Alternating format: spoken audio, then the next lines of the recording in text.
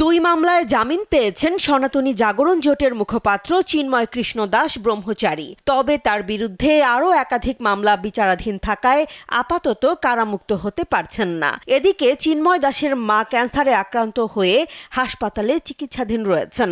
মানবিক বিবেচনায় তার মুক্তির দাবি জানিয়েছে বাংলাদেশ সনাতনী ঐক্য জাগরণ মঞ্চ কেন্দ্রীয় কমিটি।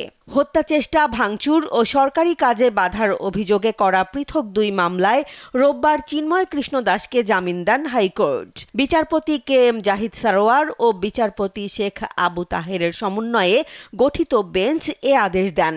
এর আগে জামিন প্রশ্নে জারি করা রুল নিষ্পত্তি করে আদালত এ সিদ্ধান্ত জানান। চিন্ময় দাসের আইনজীবীরা জানিয়েছেন, তার বিরুদ্ধে মোট 6টি ফৌজদারি মামলা রয়েছে। এর মধ্যে চট্টগ্রামের আইনজীবী সাইফুল ইসলাম হত্যা মামলার বিচার চলছে ট্রাইব্যুনালে। এছাড়া রাষ্ট্রদ্রোহের একটি মামলায় তার জামিন স্থগিত রয়েছে।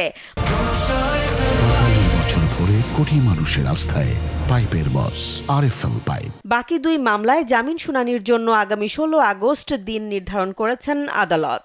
মামলার বিবরণ অনুযায়ী 2024 সালের 31 অক্টোবর চট্টগ্রামের কোতোয়ালী থানায় জাতীয় পতাকা অবমাননার অভিযোগে চিন্ময় কৃষ্ণ দাস সহ 19 জনের বিরুদ্ধে রাষ্ট্রদ্রোহ মামলা করা হয়। পরে 25 নভেম্বর ঢাকা থেকে গ্রেফতার করা হয় তাকে। গ্রেফতারের পরদিন চট্টগ্রাম আদালতে তার জামিন নামঞ্জুর হওয়াকে কেন্দ্র করে সংঘর্ষের ঘটনা ঘটে। ওই ঘটনায় আইনজীবী সাইফুল ইসলাম নিহত হন। পরে সংঘর্ষ, হামলা ও বিস্ফোরণের অভিযোগে আরও কয়েকটি মামলা করা হয়।